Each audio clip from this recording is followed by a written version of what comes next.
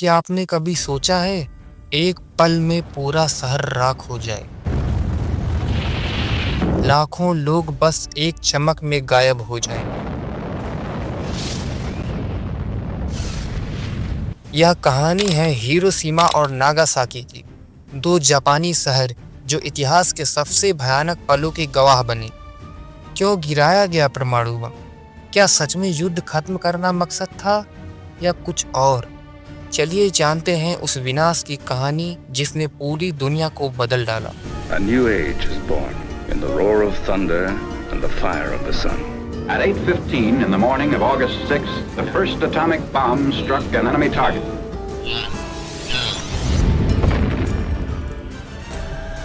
वक्त था सन 1939 से 1945 का।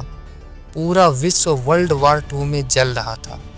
एक तरफ अमेरिका, ब्रिटेन और उनके सहयोगी देश, दूसरी तरफ जर्मनी, जापान और इटली जैसे ताकतवर देश। और 7 दिसंबर 1941 को जापान ने अमेरिका के पर्ल हार्बर पर हमला कर दिया, जो कि अमेरिका का मिलिट्री बेस था। November 7th, 1941. High overhead, Jap raiders are on the loose. Without warning, they circle Pearl Harbor in the city of Honolulu. A surprise attack born of infamy. और इसके रिस्पॉन्स में America ने declare कर दिया कि अब वह भी युद्ध में आ रहा है। The unprovoked attack by Japan on Sunday, a state of war has existed between the United States and the Japanese Empire. इसी दौरान अमेरिका ने शुरू किया एक सीक्रेट प्रोजेक्ट जिसका नाम था मैनहट्टन प्रोजेक्ट। इसका मकसद था दुनिया का पहला परमाणु बम बनाना। जुलाई 1945 को पहला परीक्षण हुआ जो कि न्यू मैक्सिको में सफल रहा। अब सवाल था इसे कहां और कैसे गिराया जाए। उससे पहले अमेरिका डिसाइड करता है कि एक बार वार्निंग दे दी जाए कि जापान सरेंडर कर ले। पोट्सडैम डिक्लेरेशन के तहत सरेंडर करने को कहा गया, लेकिन वार्निंग के बाद भी जापान सरेंडर करने के लिए तैयार नहीं हुआ और रिजेक्ट कर दिया। 6 अगस्त 1945 की सुबह जापानी लोग रोज की तरह अपने कामों में लगे थे। तभी आसमान से एक अकेला विमान दिखाई दिया, बोइंग B-29 नामक अमेरिकी बॉम्बर। सुबह 8:15 पर लिटिल बॉय नाम का परमाणु बम हिरोशिमा पर गिराया गया।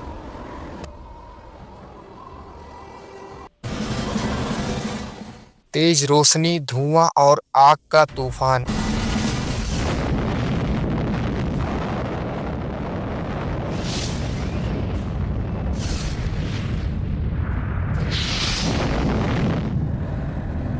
एक पल में 70 लाख लोग मारे गए।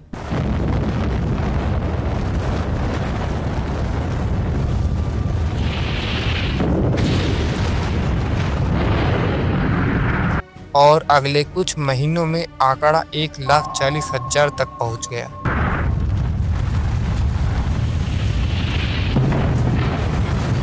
लोग जलते हुए भाग रहे थे, छाया तक दीवारों पर छप गई थी।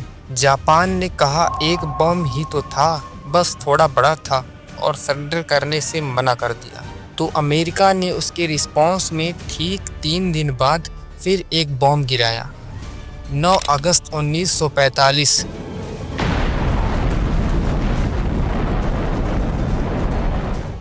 सुबह 11:02 पर फैट मैन नाम का दूसरा और उससे भी खतरनाक परमाणु बम जो कि नागासाकी पर गिराया गया। 40,000 लोग मौके पर मारे गए। बचे हुए लोग तड़प तड़प कर मरे। बीमारियां, कैंसर, जलन और एक ऐसा दर्द जो पीढ़ियों तक चलता रहा।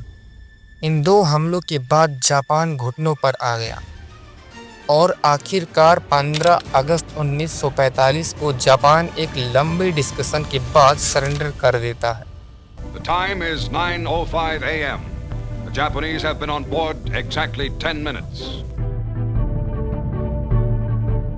युद्ध खत्म हुआ, लेकिन कीमत बहुत भारी थी और आखिरकार 2 सितंबर 1945 को वर्ल्ड वार 2 खत्म होता है।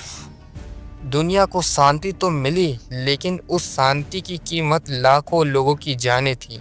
इतिहासकार आज भी बहस करते हैं, क्या परमाणु बम वाकई जरूरी था या यह सिर्फ अमेरिका की शक्ति दिखाने का तरीका था? हिरोशिमा और नागासाकी हमें याद दिलाते हैं कि जब इंसान की बुद्धि विज्ञान पर नियंत्रण खो देती है तो टेक्नोलॉजी भगवान नहीं शैतान बन जाती है। आज भी इन शहरों में बम के जख्म देखे जा सकते हैं। परमाणु हथियार आज और भी शक्तिशाली है, इसलिए ज़रूरत है कि हम इतिहास से सीखें, वरना अगला युद्ध आखिरी युद्ध साबित हो सकता है। उम्मीद है कि आपको यह वीडियो इंफॉर्मेटिव लगा होगा, तो लाइक ज़रूर करिएगा और ऐसे ही और नॉलेजेबल वीडियो के लिए सब्सक्राइब करना मत भूलिएगा। और कमेंट में बताइएगा कि क्या वाकई में परमाणु बम गिराना ज़रूरी था। खैर, मिलते हैं अगले वीडियो में, तब तक के लिए जय हिंद।